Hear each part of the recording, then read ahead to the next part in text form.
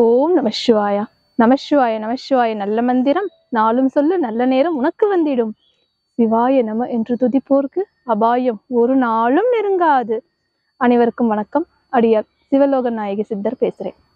இன்னைக்கு நம்ம பார்க்கக்கூடியது ஜாதகம் பற்றி ஒரு விளக்கம்.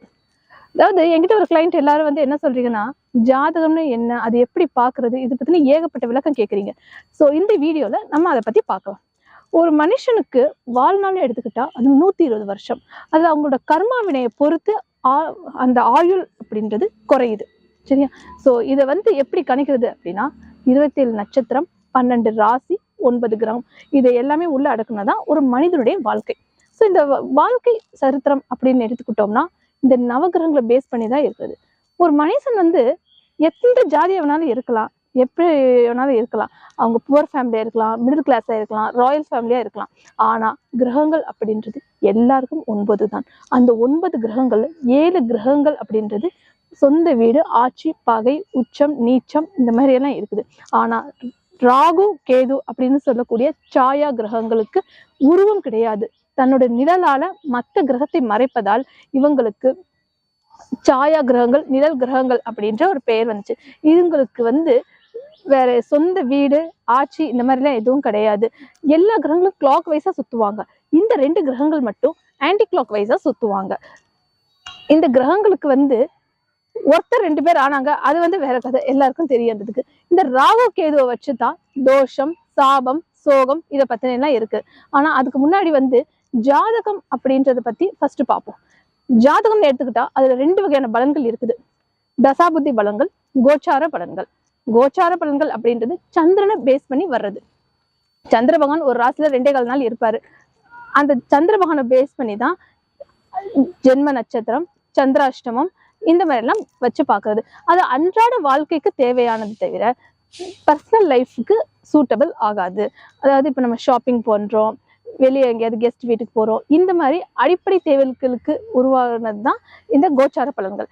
ஆனா தன்னோட பர்சனல் லைஃப்க்கு ஒரு வீட்டில் சுபகாரியம் நடக்கணும், நிலம் வாங்கணும், வீடு கட்டணும், இந்த மாதிரி பர்சனல் லைஃப்க்கு தேவையானது தசாபுத்தி பலன்கள். அந்த தசாபுத்தி பலன்கள் அப்படின்றது தன்னோட சொந்த ஜாதகத்துல ஒரு மனிதன் இருக்காருன்னா அவருடைய சுய ஜாதகத்துல என்ன திசை இருப்புல இருக்கோ அந்த தசா நாயகன் தன்னோட ஜாதகத்துல எந்த கட்டத்துல இருக்காரு, இந்த லக்னத்துல இருந்து 6, 8, 12 அந்த இடம் சொல்லக்கூடிய மறைவு ஸ்தானங்கள்ல இருக்கக்கூடாது. அதே மாதிரி அந்த தசா நாயகன் ராகு கேதுவோட சேரக்கூடாது. அந்த மாதிரி சேராம ஆட்சியாவோ உச்சமாவோ இருந்தாங்கன்னா நல்ல பலன் கொடுப்பாங்க. சோ அந்த மாதிரி வச்சு பார்த்து செய்யறதுதான் இந்த தசாபுத்தி பலன்கள். திசைகள்னு எடுத்துக்கிட்டா 9 திசைகள் இருக்குது. அதுல சூரிய திசை 6 வருஷம், சந்திர திசை 10 வருஷம், செவ்வாய் திசை 7 வருஷம், ராகு திசை 18 வருஷம், குரு திசை 16 வருஷம், சனி திசை 19 வருஷம், புதன் திசை 17 வருஷம், கேது திசை 7 வருஷம், சுக்கிர திசை 20 வருஷம். இதுல அதிகமான திசை வருது சுக்கிர திசை தான். இந்த திசைகள்ல ஒருத்தர் பிறக்கிறாரு அப்படின்னா என்ன திசையில பிறக்கிறாரு, அந்த திசைக்கான இருப்பு என்ன, அது கணிச்சுட்டு அந்த திசை போக அடுத்து என்ன திசை வருது, அது எத்தனை வருஷம் வருது, அதெல்லாம் பார்த்துட்டு அந்த தசாநாயகன் மறையாமல் இருக்கணும், ராகு கேதுவோட சேராமல் இருக்கணும். இப்படி வச்சு பார்த்துட்டு அதுக்காக பரிகாரம் பண்ணிக்கிட்டு அந்த லக்னாதிபதியை ஸ்ட்ராங்கா வச்சுக்கிட்டு பண்ணோம்னா அந்த தசாபுத்தி முடிகிற வரை அவங்க நல்ல நிலைமையில வாழலாம். எந்த ஒரு கஷ்டம் இல்லாமல் ஓரளவு நல்லா இருக்கலாம் அப்படின்றது கேட்டுக்கலாம்.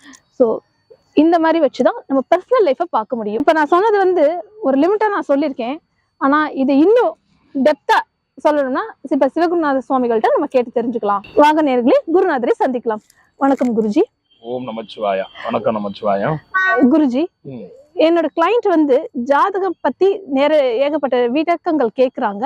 அவங்களுக்கு புரியும்படி ஒரு சில விளக்கங்களை நான் சொல்லியிருக்கேன். அதுக்கும் மீறி அதோட விளக்கமாக நீங்க இன்னும் கொஞ்சம் சொல்லணும் வாக்கியவான்களுக்காக.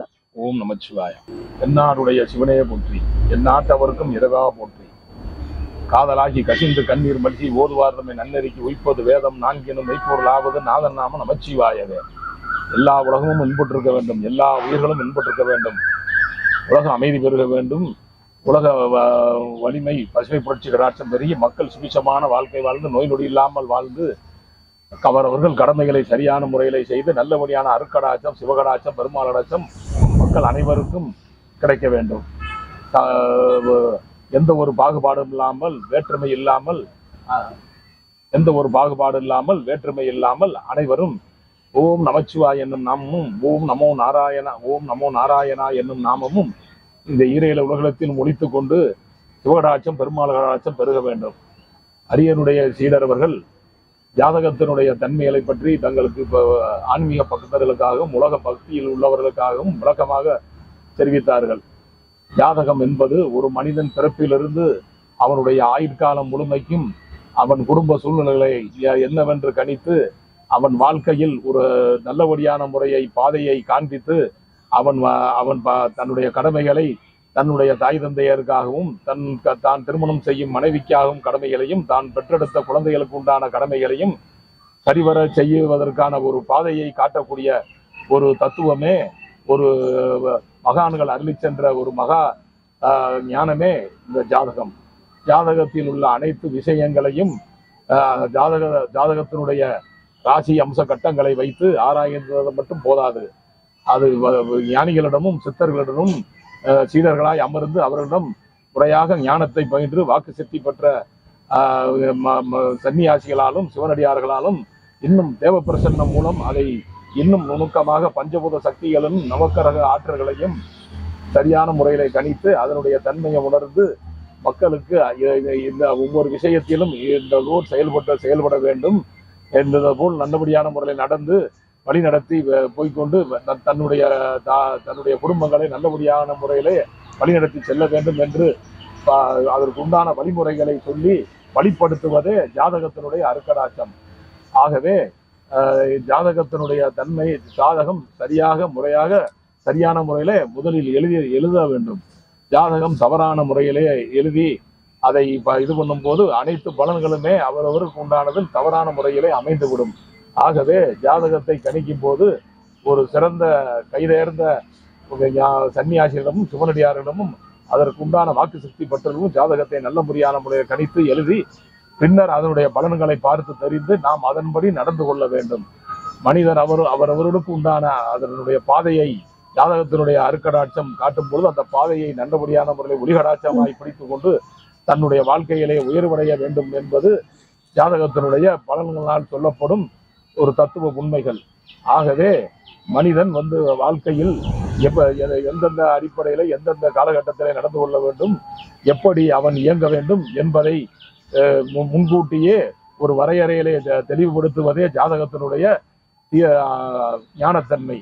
ஆகவே மக்கள் அனைவரும் ஜாதகத்தை முறையாக சரியான முறையில எழுதி அதை தன்னுடைய குடும்பத்திற்கும் தன்னுடைய பிள்ளைகளுடைய வளர்ச்சிக்கும் நல்லபடியான முறையிலே தீர்க்க தரிசனமாக அதனுடைய தன்மைகளை கடைபிடித்து உழைப்பையும் கடைபிடித்து அவர்களுக்கு உண்டான அறிவையும் ஞானத்தையும் பயன்படுத்தி வாழ்க்கையில் முன்னுக்கு வர வேண்டும்.